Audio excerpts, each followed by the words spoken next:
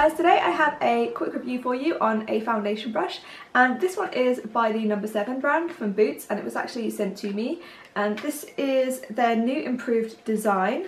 This brush costs £14 from Boots, and it's one of your more traditional foundation brushes. I'm just going to read you the little blurb on the back here. It says to use the brush to blend foundation evenly for a natural and flawless finish.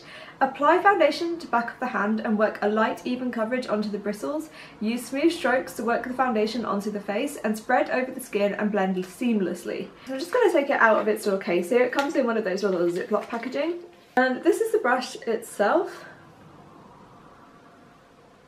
So as you can see, like I say, it's one of the more traditional style foundation brushes.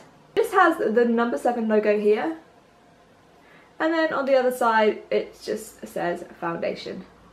I don't tend to use brushes like this anymore these days. I haven't used a brush like this for years actually. Not since I started getting into using buffing brushes, and most recently my beauty blender, this kind of brush has been put on the back burner. In fact, I don't think I even own a brush like this anymore. It does bring back memories because this is the kind of brush that I used to apply foundation with when I first started getting into applying foundation with tools. I used to use the MAC foundation brush, can't remember the number of that, or even the Estee Lauder foundation brush. When I first started using a brush like this, I thought it was amazing because I just thought it applied product much more smoothly and evenly than when you applied with your fingers, and I just thought it was such a great brush. And then I discovered buffing brushes and I moved over to them because I felt like buffing brushes were much quicker, they gave you much more of an airbrush finish, and they weren't as streaky. And it was really weird because I didn't actually realise how much time it took to work a foundation in with a brush like this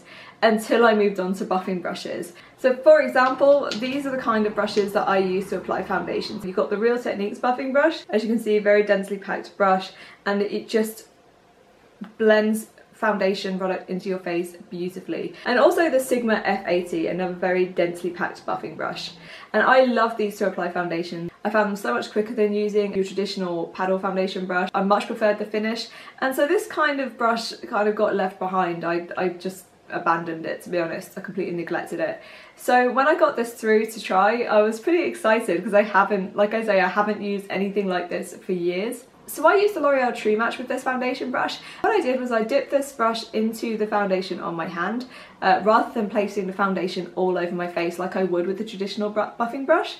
And then I basically started applying the most part of the product to the centre of my face, and then started to blend outwards with brush-like strokes. This foundation brush worked perfectly well to apply the foundation, but I did notice a little bit of streaking, and it did take a lot more time to blend the foundation into the skin. I felt like I just had to work more and really keep using those brush-like strokes to just try and get rid of some of the streakiness. It wasn't too bad, and I did get a nice even finish, as you can see here. But it just took me a little bit longer to get that kind of finish using this brush. The bristles are synthetic hair, it's very easy to clean, it's very soft, I haven't noticed any shedding, so that's definitely a bonus for it, and it works really well for a foundation brush. It's a really nice little traditional foundation brush.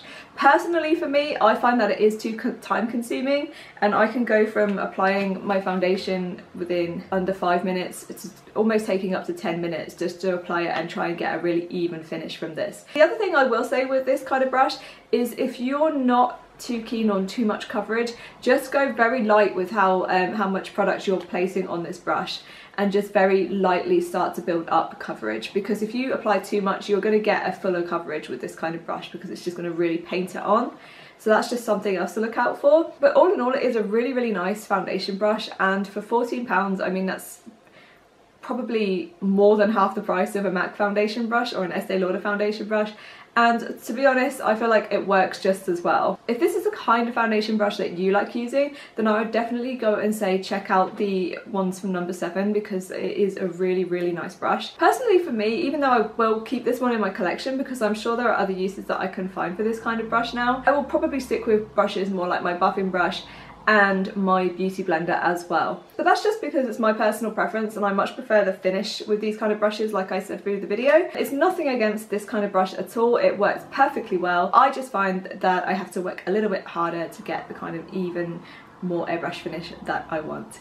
Anyway guys, that was my very quick review on this No. 7 foundation brush, and I hope you found it helpful, and if you have any questions please feel free to comment below, and I shall see you in my next video. Bye bye.